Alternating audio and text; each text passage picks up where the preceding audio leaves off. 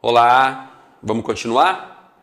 No bloco anterior, aqui no nosso curso de Direito Administrativo, nós encerramos falando então sobre as distinções entre empresas públicas e sociedades de economia mista, ou seja, entre as famosas empresas estatais. A partir de agora, nós vamos começar a falar sobre as características que são comuns tanto às empresas públicas quanto às sociedades de economia mista. A primeira dessas características comuns, você pode anotar aí, é sobre o processo de criação. Então vamos lá. Primeira característica, criação. Sobre o processo de criação, o que você tem que saber? Tem que saber o seguinte: as empresas estatais, elas não são criadas por lei específica, assim como acontece com as autarquias. As empresas estatais são apenas autorizadas, ou melhor, tem apenas a criação autorizada por lei específica, o que é bem diferente, tá? Então veja só, vamos supor que o Estado de Minas Gerais queira criar o Banco do Estado de Minas Gerais. Já existiu, né? O extinto BENJ, né? Mas vamos supor que o governo do Estado de Minas, o governador do Estado, decida criar novamente o Banco do Estado de Minas Gerais. E esse Banco do Estado de Minas Gerais vai ser uma sociedade de economia mista. O que ele vai fazer? Esse governador do Estado vai elaborar um projeto de lei e vai encaminhar esse projeto de lei para onde? Vai encaminhar esse projeto de lei para a Assembleia Legislativa do Estado de Minas Gerais. A Assembleia Legislativa vai deliberar sobre esse projeto de lei e aí, se o projeto de lei for aprovado, a Assembleia Legislativa simplesmente vai publicar no Diário Oficial aquela lei. E aí vamos supor que você hoje está lendo a lei sobre a criação do Banco do Estado de Minas Gerais, que é uma sociedade de economia mista. Aí está lá. Esta lei autoriza a criação do Banco do Estado de Minas Gerais para fazer isso, fazer aquilo, etc. Parágrafo 1º. A instituição terá natureza jurídica de direito privado e assumirá a forma de sociedade de economia mista. Pronto. Então veja só, perceba que a lei disse: eu autorizo a criação de uma sociedade de economia mista. A lei não está criando. Então a lei simplesmente autorizou a criação. Para que essa entidade seja efetivamente criada, é necessário que seja elaborado o estatuto, o contrato social, enfim, toda a papelada jurídica, e essa documentação seja registrada onde? Lá na junta comercial. Então é com o registro na junta comercial que essa entidade adquire a personalidade jurídica. Então ela é criada não pela lei específica. A lei específica somente autoriza a criação, tá? Isso cai muito em prova, hein? Não é qualquer lei não, tem que ser lei específica para autorizar a criação. E além das empresas públicas e sociedade de economia mista, cuja a criação está prevista lá no artigo 37, inciso 19 da Constituição, nós ainda temos a possibilidade de criação de subsidiárias dessas entidades. É mesmo, professor? É isso aí. As empresas públicas e sociedades de economia mista podem criar subsidiárias. E para que servem as subsidiárias? Subsidiárias são empresas do mesmo grupo. Então, quando eu digo, a Petrobras criou uma nova subsidiária, eu estou dizendo que a Petrobras criou uma nova empresa e essa empresa integra o grupo Petrobras. Por isso ela é subsidiária da Petrobras, ela integra o grupo Petrobras. Por exemplo, Vou citar algumas subsidiárias da Petrobras, que é uma sociedade de economia mista maior, né? Fica mais fácil você entender. Chegou um momento que a lei veio, a lei específica, né, veio e autorizou a criação da Petrobras. Aí a Petrobras, ela terceirizava muitas de suas atividades.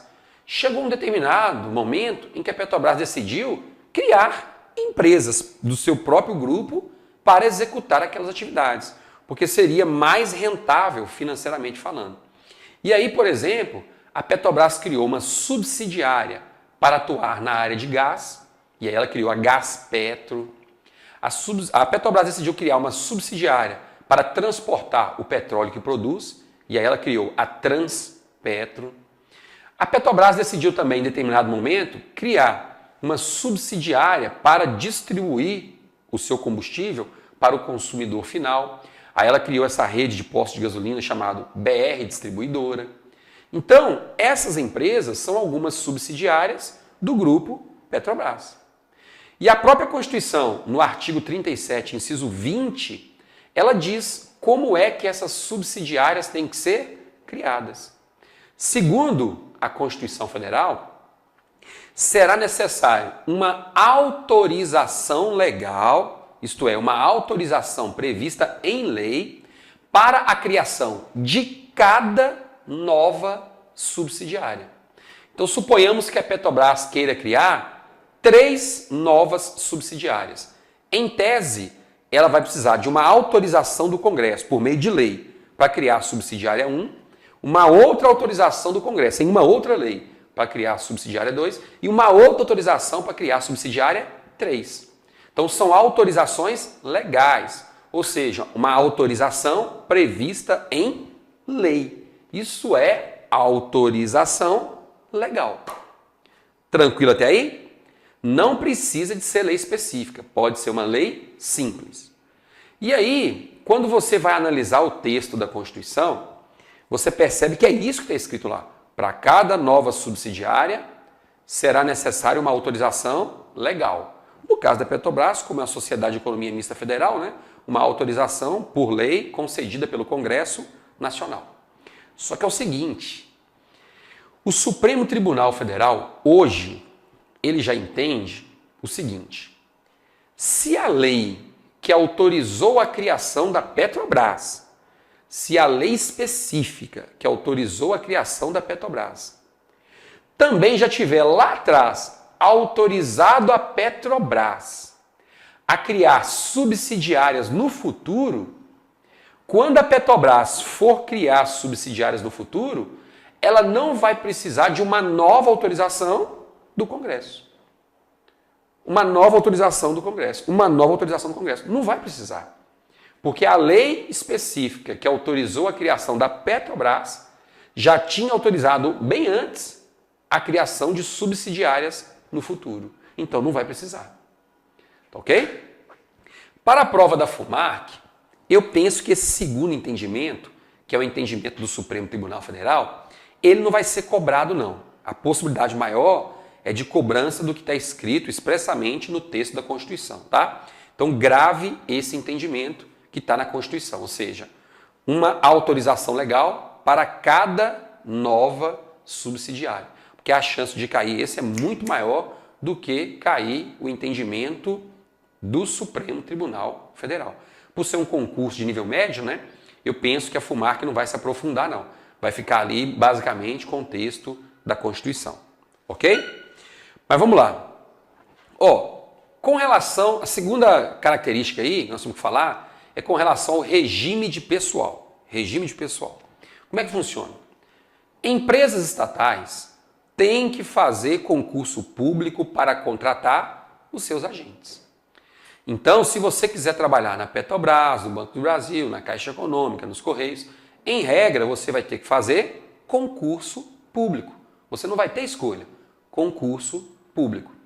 E quando você começar a exercer as suas atividades lá na Petrobras, no Banco do Brasil, enfim, numa empresa pública ou numa sociedade de economia mista, você será regido pela CLT. Você terá carteira assinada. Por exemplo, na PBH, você vai ser estatutária. Vai ser regido pelo Estatuto dos Servidores Públicos Municipais. Já nas empresas públicas e sociedade de economia mista, não. Você vai ter carteira assinada. Você será um empregado ou uma empregada pública. Tá? Empregado público ou empregada pública. É o cargo que você não vai ocupar cargo público. Você vai ocupar um emprego público. Uai, professor, então quer dizer que se eu trabalho num Banco do Brasil, numa Caixa Econômica, se eu trabalho numa sociedade de economia mista ou numa empresa pública, eu não tenho estabilidade? Você não vai ter estabilidade. A única proteção que o empregado público tem é a seguinte: se for necessário fazer uma demissão, essa demissão tem que ser motivada. Ou seja, o gerente do Banco do Brasil, por exemplo, que vai demitir, tem que explicar por que está demitindo. Porque não pode chegar simplesmente e falar assim: estou demitindo porque não gostei da cara desse empregado. Não pode falar isso. No Bradesco, você pode ser demitido por esse motivo? Pode. Lá no Itaú? Pode. Você chegou para trabalhar, meu amigo, iniciativa privada, o gerente olhou, não foi com sua cara, hoje você está muito feio, tchau, demitido. Fazer o quê? Infelizmente, isso é possível na iniciativa privada. Aqui, no Banco do Brasil, na Caixa Econômica, entre outros, em tese é possível, mas a pessoa vai ter que colocar, né? Estou demitindo porque hoje ele veio trabalhar muito feio, muito feia. E aí? E aí, se acontecer isso, você vai entrar com a ação judicial e com certeza você vai conseguir voltar para o exercício do seu emprego público. Por quê? Isso não é razão para demitir ninguém. Na iniciativa privada, implicitamente pode até ser, né? Aqui no poder público, então a demissão tem que ser motivada, tem que explicar por que está sendo demitido. Porque aquela explicação tem que ser coerente. Estou demitindo porque nas últimas 3 avaliações o empregado teve uma pontuação muito ruim, abaixo da média, não sei o quê. Tudo bem, aí tem uma justificativa plausível, né? Agora, fora isso, nós não temos justificativa plausível, não. Beleza? Então, CLT, não há estabilidade. Ok? Outro ponto importante. Depois vamos nos aprofundar nisso aqui. As empresas estatais também estão obrigadas a fazer licitação. É mesmo? É. Quando o Banco do Brasil ou uma Petrobras da vida quiserem contratar serviços, realizar obras ou adquirir bens, eles têm que fazer licitação. Muita atenção aqui para um pequeno detalhe. O artigo 173, parágrafo 1º da Constituição Federal, diz o seguinte: como as empresas públicas e sociedades de economia mista atuam no mercado, explorando atividades econômicas em pé de igualdade com seus concorrentes da iniciativa privada, a lei deverá no futuro, a lei deverá criar um estatuto licitatório próprio só para essas entidades. Em outras palavras, a lei deve criar umas regras de licitação apenas para as empresas públicas e sociedade de economia mista. E essas regras de licitação, em tese, serão menos burocráticas, serão mais rápidas, vai tornar as atividades dessas entidades bem mais produtivas, bem mais eficientes. Nós não teremos todos aqueles entraves que hoje existem na lei de licitação. Justamente para a gente agilizar, para tornar mais produtiva a atividade das empresas públicas e sociedade de economia mista. É isso que diz a Constituição. Só que tem um porém.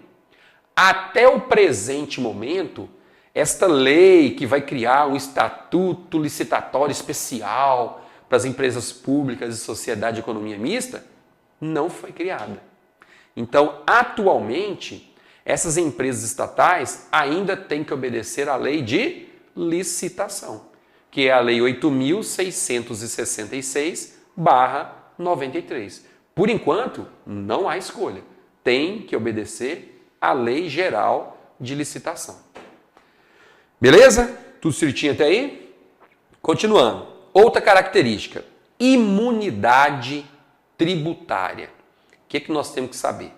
Ó, as empresas estatais que exploram atividades econômicas, elas não gozam de imunidade tributária com relação ao pagamento de impostos. Você já sabe que as autarquias não pagam impostos. As autarquias não pagam impostos. E as empresas públicas e sociedade de economia mista? Bem, as que exploram atividades econômicas, como é o caso do Banco do Brasil, da Caixa Econômica, da Petrobras, elas simplesmente vão ter que pagar impostos. Não tem conversa, tá? Elas não podem gozar de privilégios fiscais que não sejam estendidos também às entidades da iniciativa privada. Em outras palavras, se as entidades da iniciativa privada receberem alguns privilégios fiscais, as empresas públicas e sociedade de economia mista também podem receber. Mas só elas, sem que os privilégios sejam concedidos à iniciativa privada, aí elas não podem receber, não. Só que tem um porém. Existem algumas empresas estatais que prestam serviços públicos. Quando as empresas estatais prestarem serviços públicos, a situação será diferente. Porque se elas prestarem serviços públicos, em alguns momentos específicos, elas também poderão gozar de imunidade em relação ao pagamento de impostos. Quando, professor? Quando essas entidades prestadoras de serviço público atuarem em regime de exclusividade, ou seja, em regime de monopólio. Quer ver um exemplo? Os Correios. Os Correios atuam hoje em regime de monopólio. Nenhuma outra empresa no Brasil, seja pública ou privada, pode trabalhar no setor de entrega de correspondência, de serviço postal. Se você vai enviar uma carta para alguém, essa carta tem que passar obrigatoriamente pelos Correios. Não há outra possibilidade. Uai, professor, mas a gente compra pela internet, chega lá em casa, é uma encomenda pela transportadora X. Ali é outra coisa. Ali você está falando, não é de carta, você está falando de encomenda. Encomenda é uma empresa, uma transportadora que vai entregar. Eu estou falando de carta. Falou-se em serviço postal? Carta. Falou-se em Correios. Então, os Correios, como exercem um serviço público em regime de exclusividade, de monopólio, já entendeu o Supremo Tribunal Federal que os Correios também gozam de imunidade tributária em relação ao pagamento de impostos. Então, os veículos do Correio não pagam IPVA. Os imóveis onde funcionam os prédios dos Correios não são suscetíveis de cobrança de IPTU. E por aí vai. Tá vendo aí? Então, essa é uma exceção, tá? Mas, regra geral, se caiu na prova a seguinte afirmativa: as empresas públicas e sociedades de economia mista não gozam de privilégios fiscais. Certo ou errado? Certo, porque essa é a regra.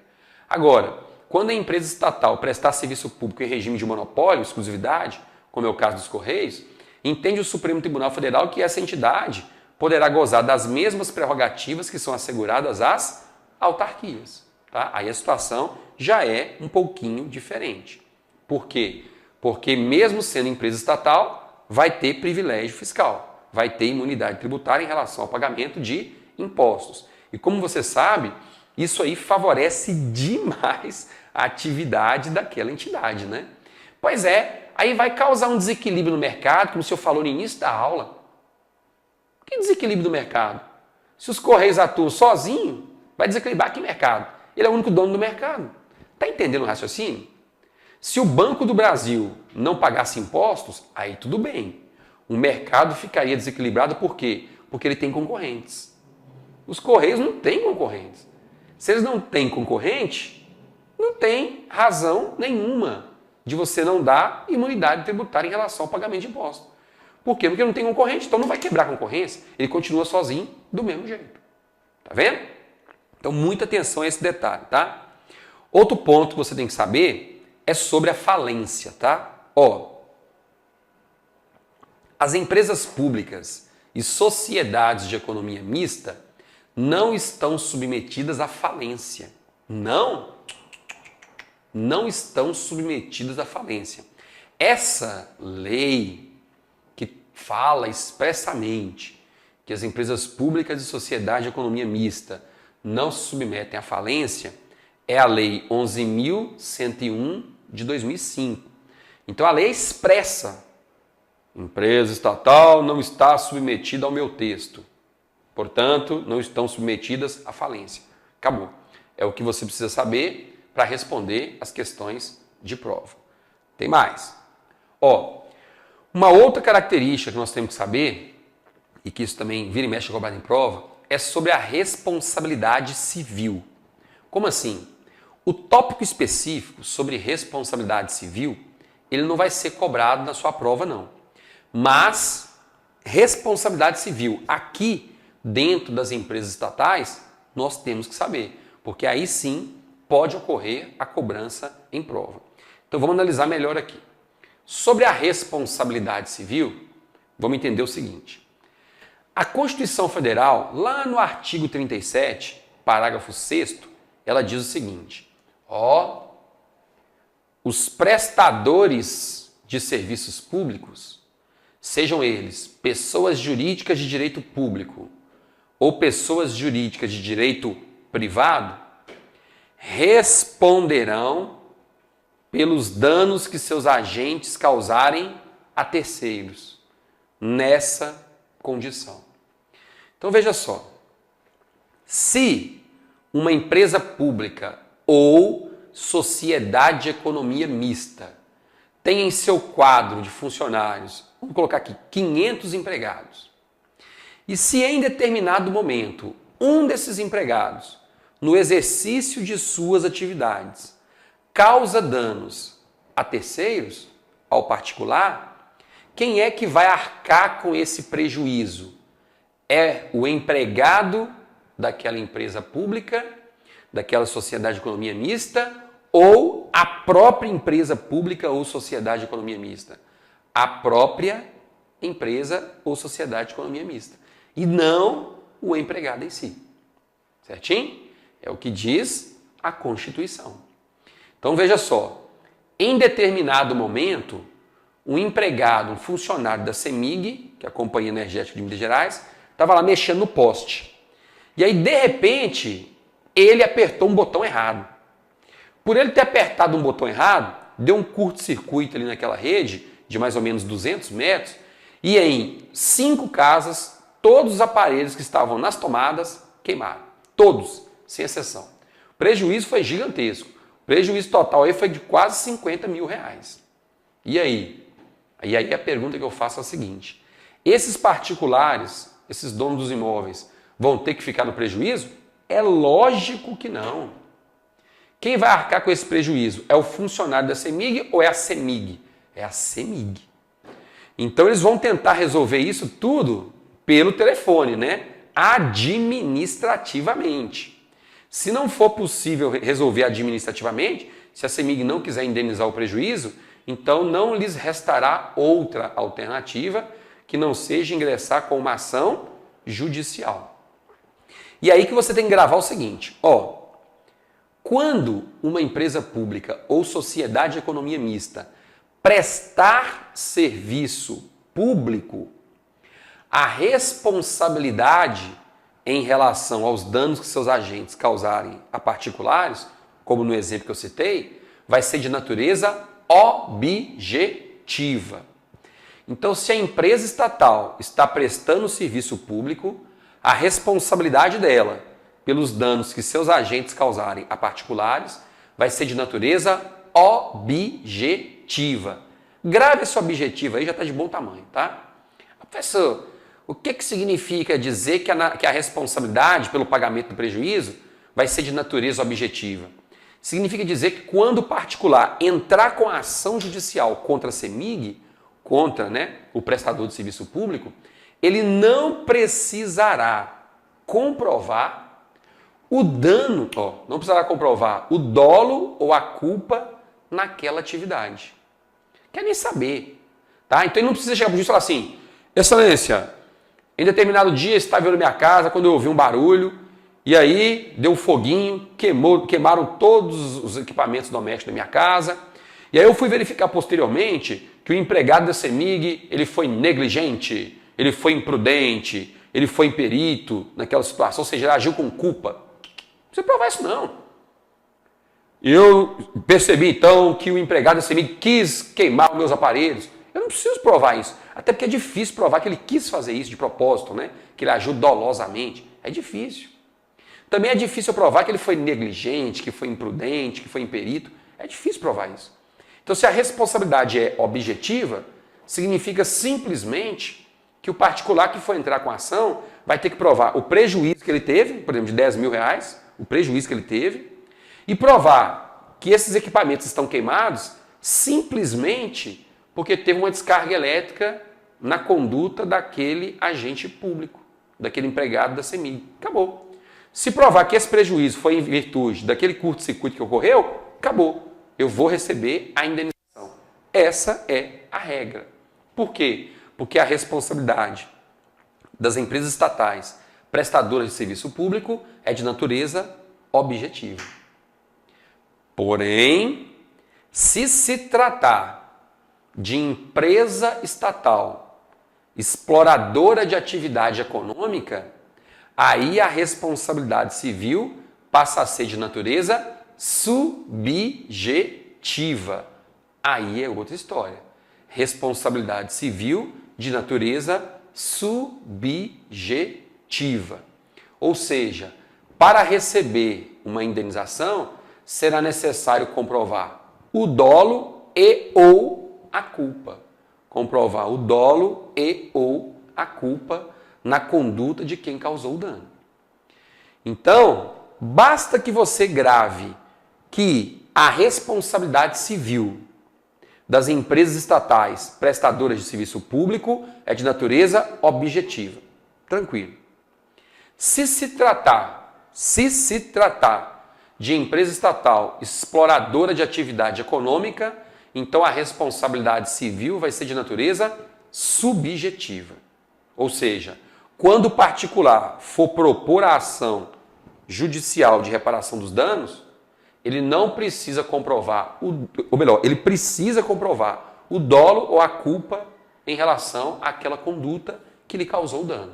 Tá? Além de comprovar o dano que ele teve, comprovar que o dano foi em virtude daquele curto-circuito, tem que comprovar ainda que aquele curto-circuito é decorrente de uma ação culposa ou então dolosa do agente público.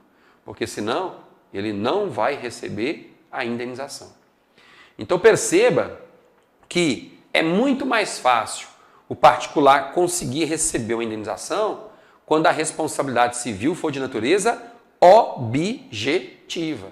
Porque quando a responsabilidade civil for de natureza subjetiva, como acontece no caso das empresas estatais exploradoras de atividade econômica, esse particular vai ter que provar para o juiz que houve culpa, que houve dolo naquela conduta.